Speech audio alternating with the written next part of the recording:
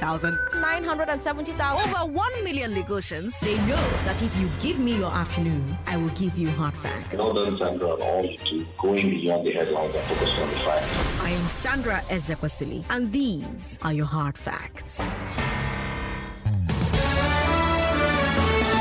Hello, Lagos. Good afternoon. I am Sandra Ezekwesili, and these are your hard facts. First hard fact of the day, B. Bandele has passed on. He was a celebrated writer and director. He directed the movie adaptation of Half of a Yellow Sun. More recently, he directed the series Blood Sisters. His last work, which is about to come out, is Election Oba, the King's Horseman. It's an adaptation of Death and the King's Horseman, that book that was written by Wole Soyinka, the play that was written by Wole Soyinka.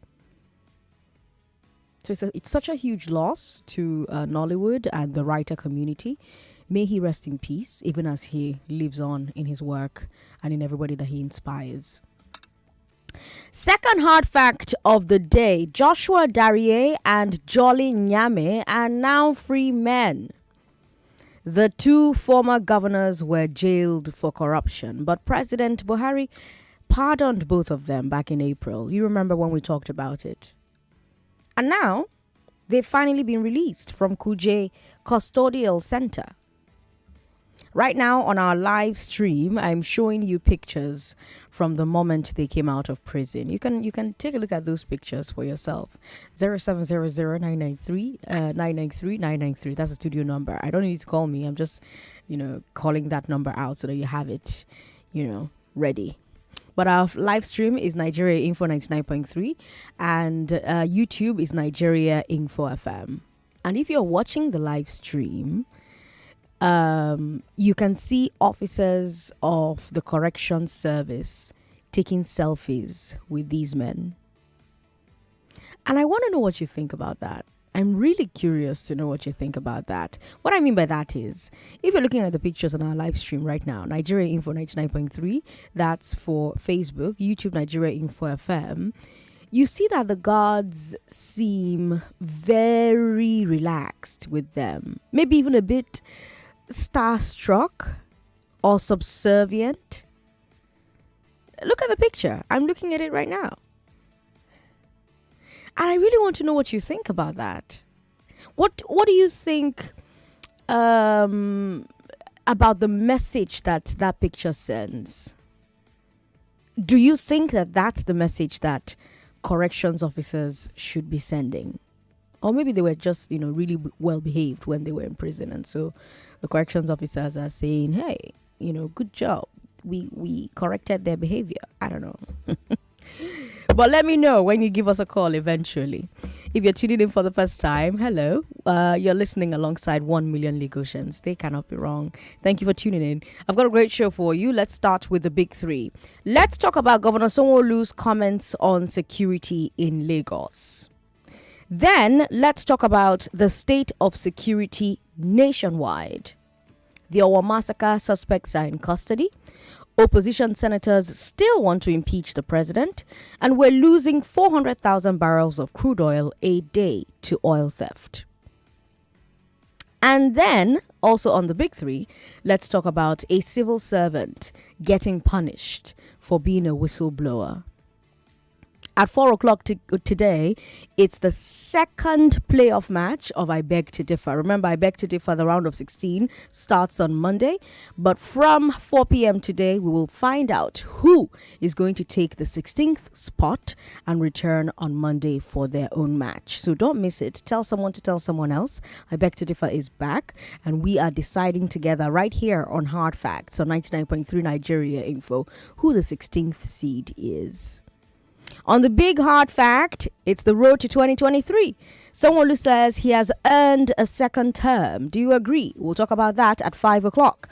Labour Party's Lagos Guba primary is holding. That's one of the stories we'll look at 5 p.m. Wike invited Sanwo-Olu to commission another flyover. There's a lot happening in the Wike, Port Harcourt, Atiku, PDP atmosphere. We'll have that conversation from 5 p.m., 5 o'clock. That's when that particular conversation will happen. After the news at 6 on the step down, let's talk about parents of children who want to go into sports or who want to go into entertainment. Toby Amushan told the story of how her father burned all her running gear because he wanted her to forget athletics and focus on school. So from 6:15, let's talk about how both sides feel in situations like that. Is there a healthier way for parents to handle it when their children want to go into sports or entertainment? 6:15, we'll have that conversation. As usual, we'll have news updates for you at the top of every hour. But let's get started with the big three. I'm Sandra Ezekwesili, Lagos. These are your hard facts. This is the Big Three. The Big Three on Hard Facts. On 99.3 Nigeria Info. Do you approve of how the Lagos state government is handling security? Do you approve of how the Lagos state government is handling security? Has the security situation improved or worsened since Buhari gave marching orders to service chiefs? And does the Federal Civil Service protect whistleblowers enough? Does the Federal Civil Service protect whistleblowers enough? Those are the big three. Lagos, let's talk. Our first story is about the security situation in Lagos. Over the weekend, Governor Sanwo-Olu gave a TV interview. We started talking about it yesterday on the big weekend, but we didn't cover everything he said. We focused mostly on what he said about transportation and the Apapa Port traffic and traffic in general. But he also said a lot about security. And that's what I want us to talk about right now. You know, security is also seen as the bedrock of any good governance, because what we preach is that we want to ensure that we save the life of our people, properties and life, you know. And these are some of the things that we campaign on. And if you look at my team's agenda, the last word here, you know, which is S, is security and good governance. So it's not something that is just waking up to. It was something that we thought of, it was something that we dreamt, and we knew we wanted to deal with it. But to answer the question is to look at the security architecture in Lagos. You know, I was opportune to be the first interim chairman of the Security Trust Fund, and I was part of the board for 4 years, you know, when we set up that in 2008. So what do you see in Lagos, outside of the regular Lagos State Police Command, you know, it's that our government have been able to strengthen, you know, the Rapid Response Squad. In fact, we have about 2,500 men that are in Rapid Response Squad. We also have about 500, 600 men in the task force, apart from the fact that we have access to 2-3, you know, MOPO formation in Lagos. Lagos also has about 15 area commanders and about 110, you know, devotional police officers. So what it means is that, you know, in that small space of 3,650 square kilometers, you have this whole entire, you know, gamut of security architecture. So what happens is we have 3 layers of interventions in Lagos. The regular police in the event of a day-to-day issues that everybody wants to, relate to. But when you have tactical interventions, the men of the RRS are usually the one that you see, you know, coming out first. And when it has to do with a direct intervention from the governor's office, then you can also see, you know, the men of the task force. So in the last 3 years or 3.5 years, we've also been supporting all the security architecture in the state, not only the police, you know, and we've given them over 260 vehicles, you know, in the last 2.5, 3 years. We've also extended similar things to other security architecture, you know, the Nigerian Army, the Nigerian Navy, the Nigerian Air Force, under, you know, a program called Operation Worsened, OP-MENSA, under a global called OP-MENSA. Right, so with all of that, right, they continue to speak to each other. The Department of State Security, we continue to also support them on equipment because we know security is not cheap. So it's not something that we are starting today. It was something that we started right from day one, ensuring that what we need to do. We are not waiting for anybody. What we need to do in Lagos to make sure that they are motivated, they have equipment to work with, they have logistic support, and they have the wherewithal. They have access to me. So that's what has helped us, pretty much to be able to, speak to the issues and be able to deal with them when they do occur, in terms of the architecture of it. Like I said, there are 3 layers. But what we have also now done now is we're coming out of the regular police formation to also extend the same security architecture to other security agencies in Lagos, NDLEA, Civil Defense Corps, correctional facilities, Nigerian Immigration Service, and of course the neighborhood watch that we also have. So it is the entire tripod, that is now activated.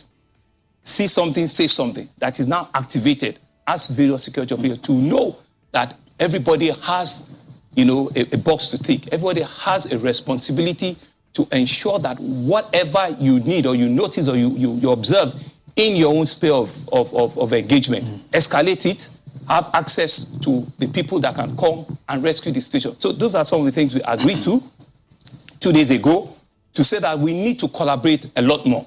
We need to share information. It's not one person reciting all the information. Share information. If you observe something, escalate it. And we're also taking it to the citizens. Our CDCs, our CDAs are people that have been working with us.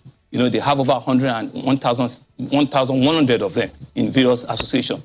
And these are people that we take intelligence from.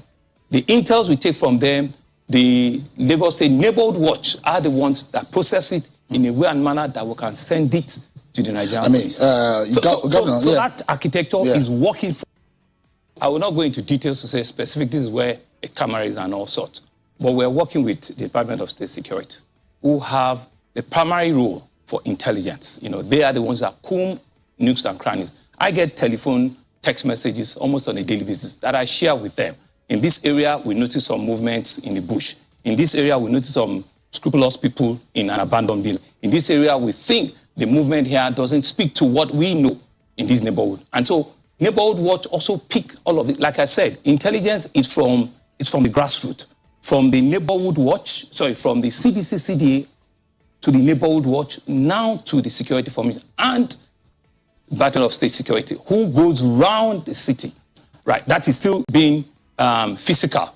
But like you said, technology, you are aware that we're deploying, our smart city, intervention in the state. We're about, the one that is doing it aggressively, right? And to date, we're installing close to 2,000 CCTV cameras all around the city, right? We're turning some of them, into traffic management. We're using some of them for traffic control. But when there's a need, you also can review, security activity. We're just building a new data center for this kind of implementation. But I cannot begin to give the full detail, because it's also security.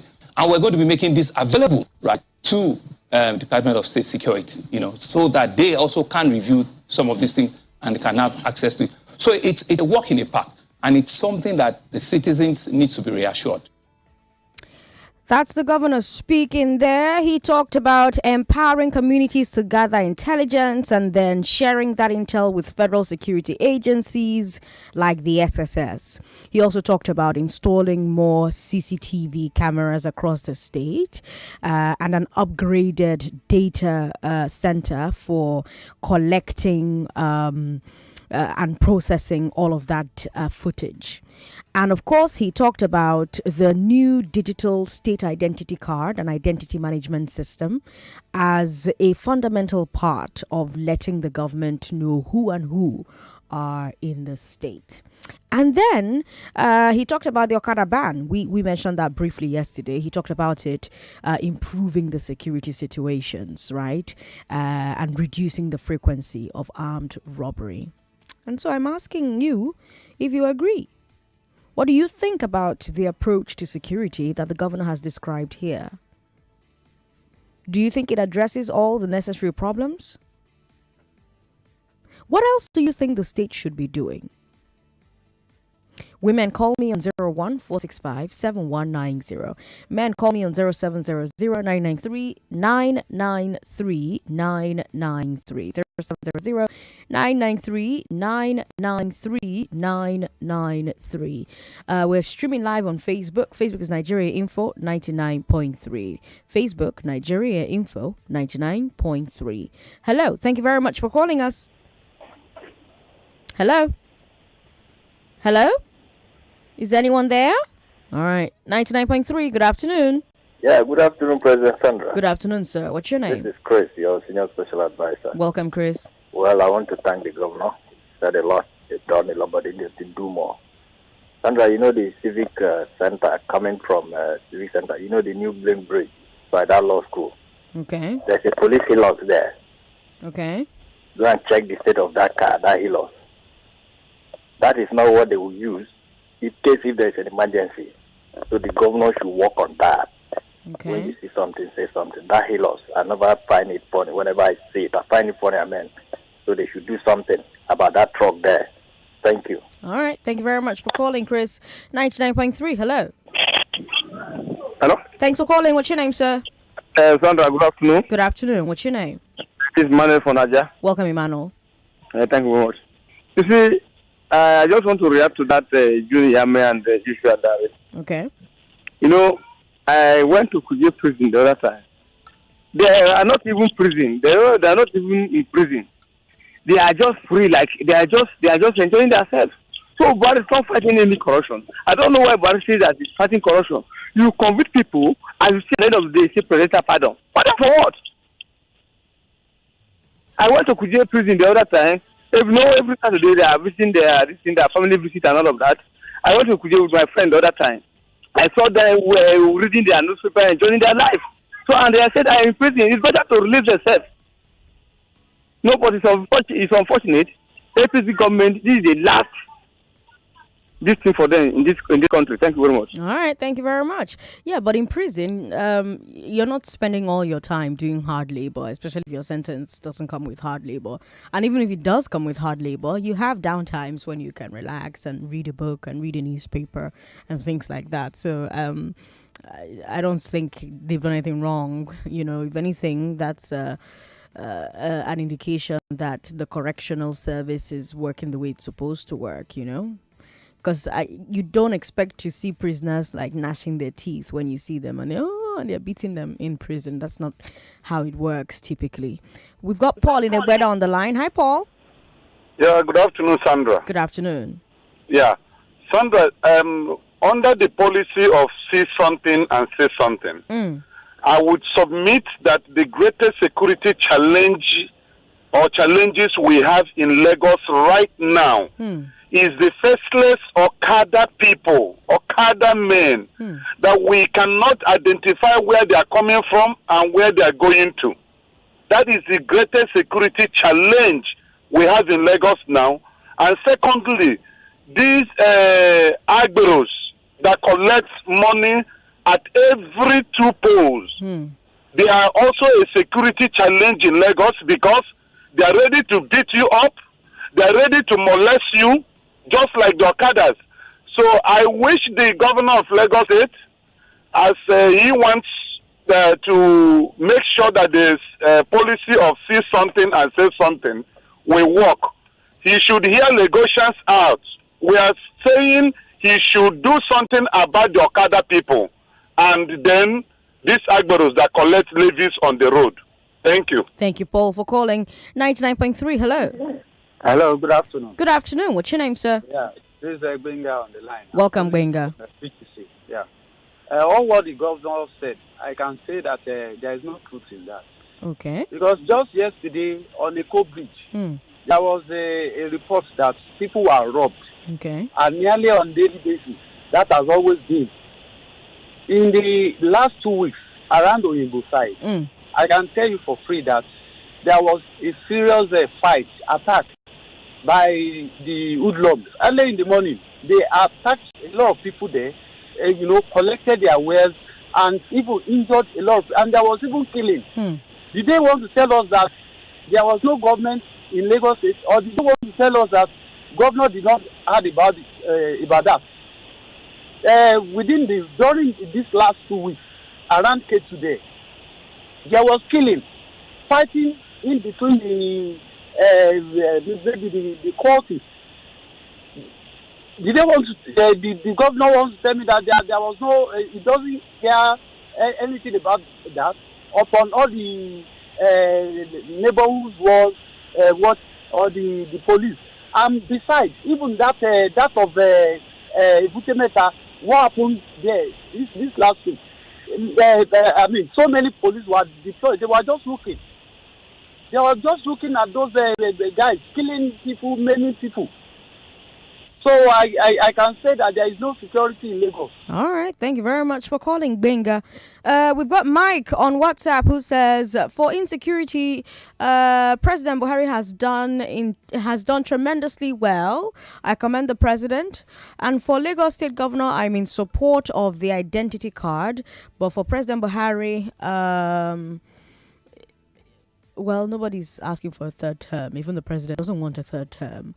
We've got a message here from Blessing who says, Sandra, reading newspapers in correction center is not new. Here in Malaysia, we used to buy all kinds of magazines and books for some Nigerians inside the prison. And they also play football and all sorts of games.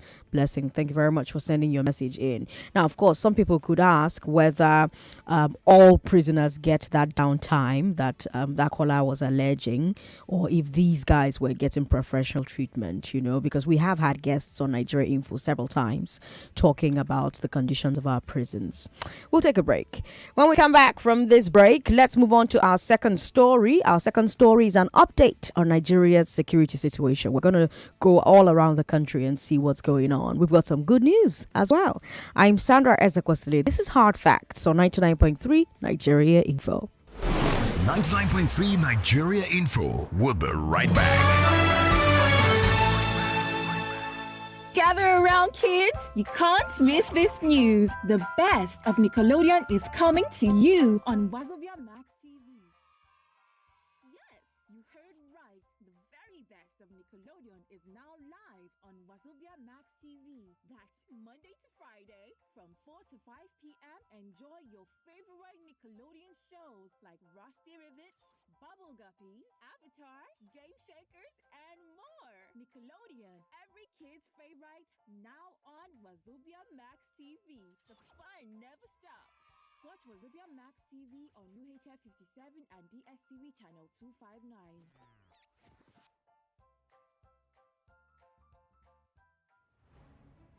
The debaters are ready. My name is Sajid Kidibura. My name is Anna Rambo. My name is Brian McClement. My name is Ora Princess. The panel of judges are ready. The judges have decided. The prize money is ready. 1 million naira. There's only one question left. Lagos. Are you, the audience, ready? It's the August edition of the I Beg to Differ debate tournament. In Mary's research, Nigeria sets out an increasing number of skilled workers. I am Sandra Ezekwesili, your moderator. Join me from August 8th as the best student debaters go head to head. There are different safety measures that Okada riders do flaunt. Weekdays at 4 on 99.3 Nigeria Info FM. This tournament is supported by Webster University, RLG Communications, obiwizi.com, Booker Hot, and Storm Body Spray. We're back. We're back. We're back. We're back. We are back. We're back on 99.3 Nigeria Info.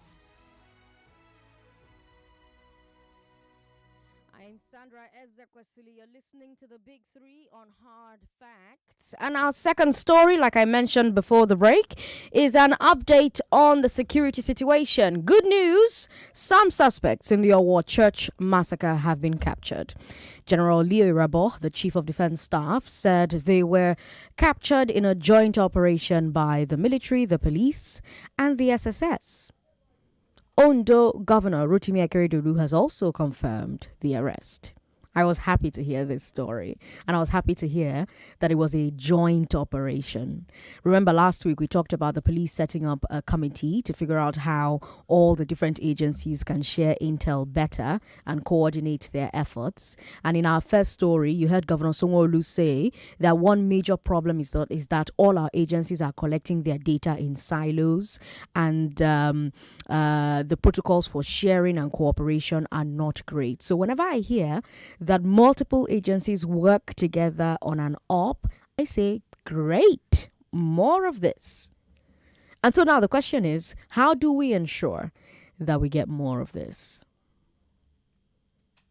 Now, the news is not so great on the oil and gas front. Junior Petroleum Minister Timi Priscilla says that Nigeria loses 400,000 barrels a day to oil theft. 400,000 barrels. Bear in mind that our total output is around 1.8 million barrels. So more than 20% is getting stolen. That's also a security problem. It may not be costing lives directly, but it's costing government money. And so it's costing lives indirectly. Those 400k stolen barrels represent hospitals that never get built, immunizations that never get to a child, soldiers and police officers that never get hired and trained, armored vehicles that never get to the battlefront. The question is, how do we tackle oil theft? Delta State Governor Ifeanyi Okowa says that the federal government should review all the pipeline surveillance contracts. Do you agree that this will help? Those of you in the oil and gas sector, I would love to hear from you today. Or do you think that the entire system is the problem? Well, opposition senators believe that the problem starts at the top. They say that they still want to impeach President Buhari over his response to insecurity. Remember that just before going on recess, they gave him a 6-week ultimatum to fix up. That deadline has not arrived, but some of them are already saying that they are not impressed. For example, we heard from Ayin Baribe of ABGA. He said that his colleagues in the PDP, ABGA and Labour are all ready to face the president when the ultimatum lapses. That's our security update. You can comment on any part of the security stories that I've brought to you. Any part you like, you can comment on it. You can comment on all of them if you want. So how can cooperation between agencies be improved? How can oil theft be stopped? What do you think of the fix-up or be impeached ultimatum from opposition senators?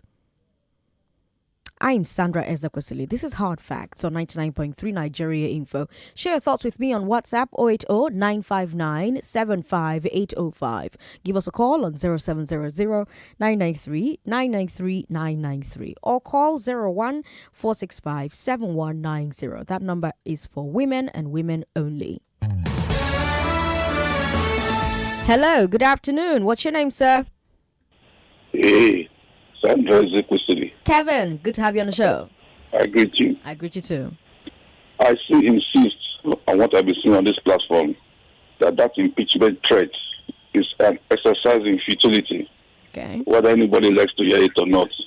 Number one, they don't have the numbers. Even though they have the numbers, they still have to pass a notice to the president within 7 days. They will still have to tell the Chief Justice of the Federation to set up a panel. And that panel will take 3 months to do its findings. After it takes 3 months, they still have to bring it back to the Senate. And the House of Reps must all agree in unison to review the panel and still have to make another report within that report that was submitted by the panel. In fact, before they do all this process, we're in December. Before you know it, January. Before you know it, election, February. They should stop wasting our time. They should go and do the needful and stop wasting time. Nigerians don't have time for this mess. You understand? Nigerians don't have time. But I'm happy that the culprits in that massacre in our have been arrested. That is good news for us. The blood of those innocent people that were killed will not go in vain. Having said that, on the continuation of what we spoke about yesterday in regard to security in Lagos, I still want to say that you asked the question, what more can be done? Number one, under the bridges must be threat. It's a security threat. Let the bridges under the bridges be free. Number 2, abandoned vehicles must not be allowed to be seen anywhere across the state.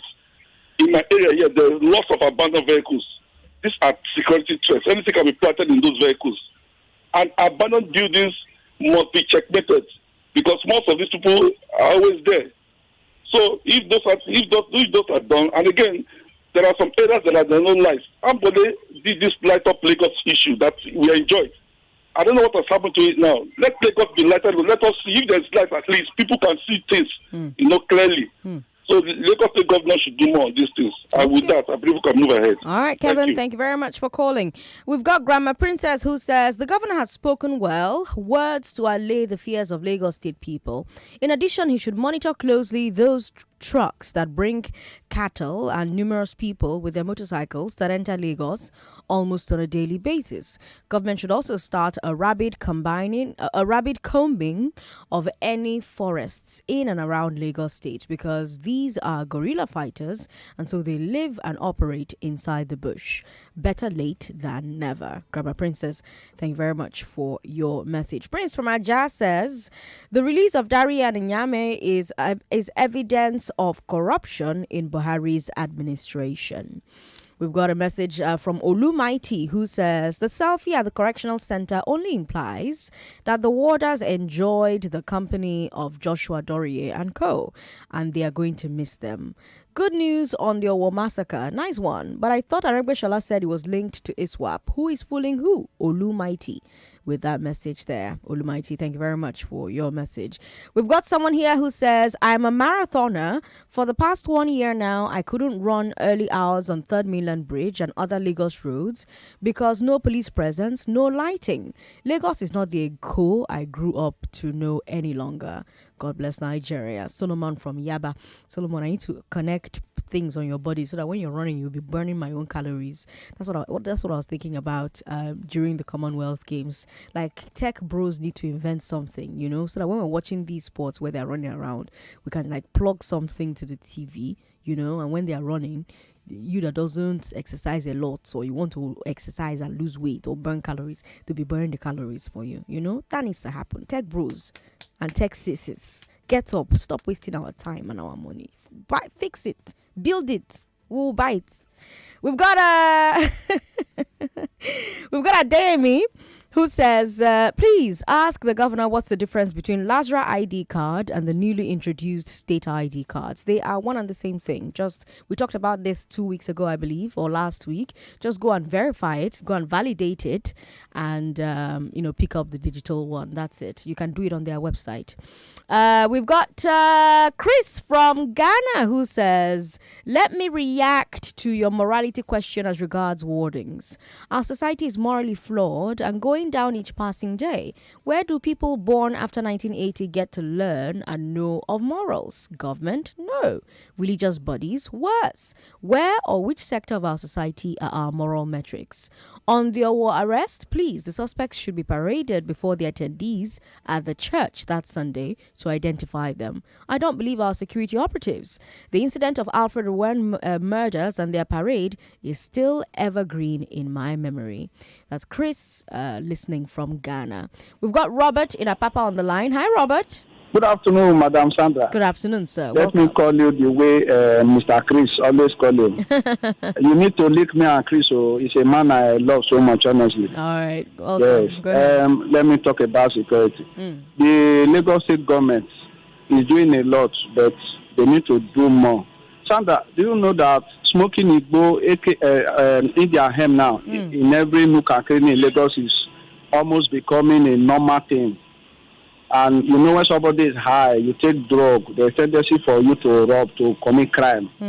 So the police need to clamp down on those that are involving themselves in this illegal. Those days, when Buba Marwa was the Lagos State governor, I think in the 90s, something like I was in Lagos, there used to be Operation Sweep. It is very hard for you to see 3 people sitting down or maybe walking. They will stop and ask you a question. You must identify yourself. If we can go back to church, I think it will help to reduce crime. All right. And secondly, let me talk about on those states. So you said something like that, right? Yes, the That award. my problem is not apprehension. Okay. It's not apprehension. Okay. When you catch people that commit crime, when you involve life, killing, later you charge them to court. The court will now jail them. Later we'll be hearing that they have been released. You want to put them back into the society, or you want to, it's disheartening. A terrorist, somebody that killed. It's not either life imprisonment or it's supposed to be also killed, not you later release them. This is the problem. Thank you. God bless you. Thank you very much, Robert, for giving us a call. We'll take one more call and then I'll bring you our final story. This final story here, I really want to hear your thoughts on it. 99.3, hello. Sorry about that. Call back if you can. Good evening. Hello. Hello. All right, doesn't look like there's anyone there. Okay, that's my cue to bring you our final story. A whistleblower who exposed an employment scam in the federal government may face disciplinary action. Yes, the whistleblower.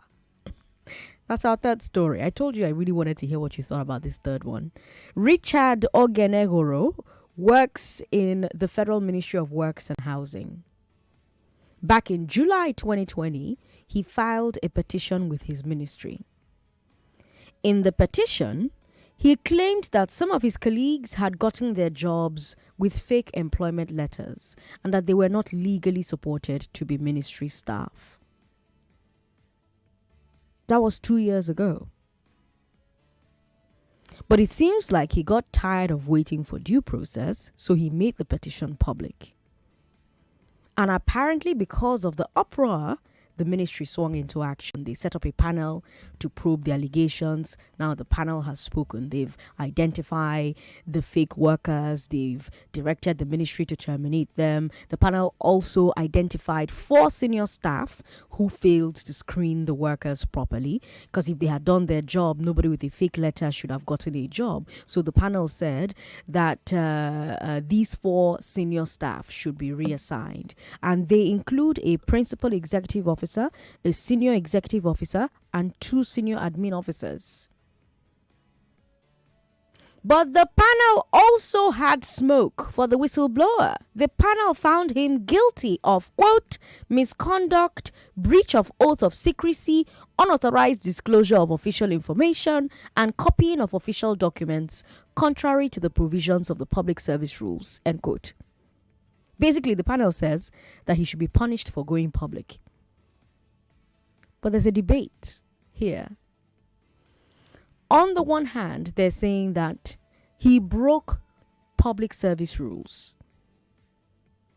Those rules have guidelines for when and how an employee can copy or publish government information, and they're saying that this whistleblower broke those rules. But on the other hand, if he had not broken those rules, if he had followed the official process, would the ministry have investigated the crime he reported? His supporters say no. They say the ministry was frustrating him, trying to keep the whole thing silent until he went public. And that leads me to a question about whistleblowing. Lagos, are you with me? We always hear, see something, say something. When we talk about corruption in the civil service, when we talk about anything in Nigeria, see something, say something. But when you focus on corruption in the civil service, we often criticize those civil servants who see it happening and don't say anything. Does this case show that there is a cost for speaking up? Does our system do a good enough job protecting those who want to do the right thing and speak up? This should be an I beg to differ debate topic. By the way, the staff with the fake employment letters were all enrolled on IPPIS after they were employed. It's a classic example of garbage in, garbage out. IPPIS works on the assumption that before somebody's record is added as a civil servant for the first time, senior officers have vetted them. So clearly, this failed to happen here. What do you think about this case? 0700-993-993-993.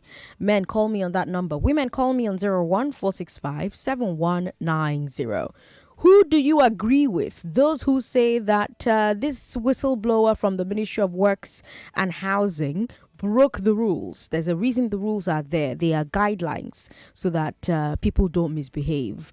Or do you agree with those who say if he had not broken the rules, if he had followed the official process, would the ministry have investigated the crime he reported? No. They kept frustrating him. They kept trying to keep the whole thing silent until he went public. So whose side of the debate do you agree with? And then my other question. We often say, see something, say something. Does our system do a good enough job protecting those who want to do the right thing, who want to speak up? Women, call us on 01465-7190. Men, call us on 0700-993-993-993. Sorry about that. Call back if you can. Hello, good evening. Sorry, call us back. Hello, good evening. Hello, good evening. Good evening. What's your name? Yeah, I'm Ahigbe. Ahigbe, welcome. Yeah, let me just speak a little over the diary issue and the security guard, or what they call it, the prison guard. Okay. You know, they say by their fruit you shall know them. Okay. Buhari will release all those criminals, but God has not released them because the ministry belongs to God. The government is established by God. And then if he does not use his office to please God, either he please Satan, and God will tell him that he owes Satan, and he punish Satan and his holy angel. And men and women that took all the rules of Satan, he has rights over them to dismiss them, to destroy them, and to bring them down. So he has opened a new case between him and the Almighty God, and it must be justified, whether he likes it or not. Okay. People that are stealing a lot of money and deprive the poor people from their rights, you are supporting them to release them from prison. What happened to the Boko Haram? According to the other man that used to go to bush and talk to them, what they call him? Gumi. He said that those people, the reason they gave for their being Boko Haram is that their right was denied of them. That the local government development, the water, the electricity in the local government, none they enjoy, none they see except they come to the city. Mrs. Aigbe? Please give us a call back. Alexo is on the line. Hi, Alexo. Hello, Sandra. Good evening. Good evening. Welcome. Good afternoon. Welcome. Yeah, my take is on the security. Okay. Yeah, I will give the governor a little benefit of doubt. But where I think I have issue with them is one, because most crimes are perpetrated during dark hours. Okay. What about the implementation of Light of Lagos? Will we say it is 100% working? Because at night, I believe some parts of Lagos are not well lit up. Most especially like those road hotspots. The Oshodi Express Road, just name it. I don't know if those lights are really functioning, because this is to enhance the security agents to be able to identify some kind of illegal movement.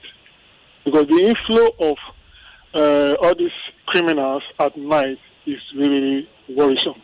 I don't know what they are doing about this. I don't know if you understand what I'm saying. I understand what you're saying. One. And also, all these slums. Because we have a place close to me which we call Ebola. And you know all this, I wouldn't just want to tag some tribes. They dump all sorts of metallic objects.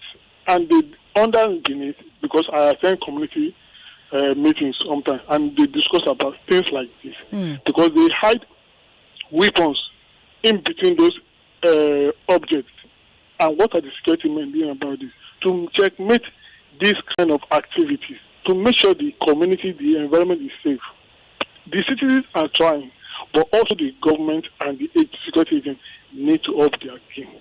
That is very, very important. Thank you. All right, Alexo, thank you so much for calling. 99.3, hello. Sorry about that. Call back if you can. Hello, good afternoon. Yeah, hello, Sandra. How are you, sir? What's your name? I'm very okay, my dear. My name is Prince Wires, calling you from Amuwadofin. Good afternoon. Welcome. Oh, this won't cut off again. That means yesterday, please just come. Oh, sorry. Number one. Mm-hmm. You have to stay at work, Sandra. Mm-hmm. Are they still at work? Is who at work? EFCC, right? Yes. Are they still at work? Yes, now. You mean it? I don't think so.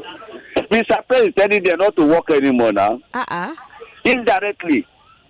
He's telling ICPC not to work anymore. No. Why do they waste their time, waste the money to prosecute?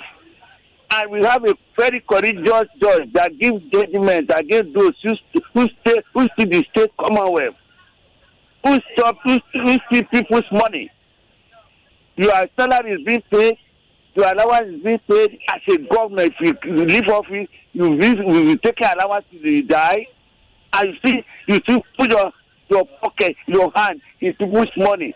And that judge gives judgment that they stay just only 10 years behind the bar. And Mr. President give feet and release them. So if somebody tell me they are fighting corruption is no more. Nobody is fighting corruption anymore. And it's very painful. And we have been, could you believe? I have been advocating for the past more than 20 years for special courts to track those who stole our commonwealth. So now we sentence somebody and Mr. President say they should go scot-free. Why? Why with this? The problem we are facing today, it is corruption that kept us where we are today. Whether we like it or not, everything is not moving accordingly because people are stealing money. Oh my God. Prince YS, thank you very much for calling. Sorry, you've been talking for 2 minutes. That's a good place to end the conversation. We've got Dave in Ikoyi on the line. Hi, Dave. Hi, Sandra. This is Devo speaking. Oh, Devo, welcome. Yes. You mentioned something about the crude oil theft, right? Yes, 400,000 barrels per day. Yes. I think the Minister of Petroleum is being economic with the truth. Okay. Because the Nigerian upstream downstream regulatory agency mentioned that we're now producing at 1.1 million barrels. Yeah. That's 700 million barrels down from 1.8. And I was even shocked that they would release that result. That's almost between 40 to 50% of our crude being stolen.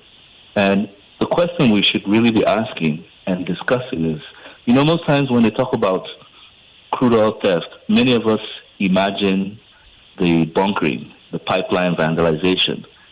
That is the petty theft. The real deal, what is bringing it down to this 1.1 million barrels per day, is our crude oil tankers being diverted midstream.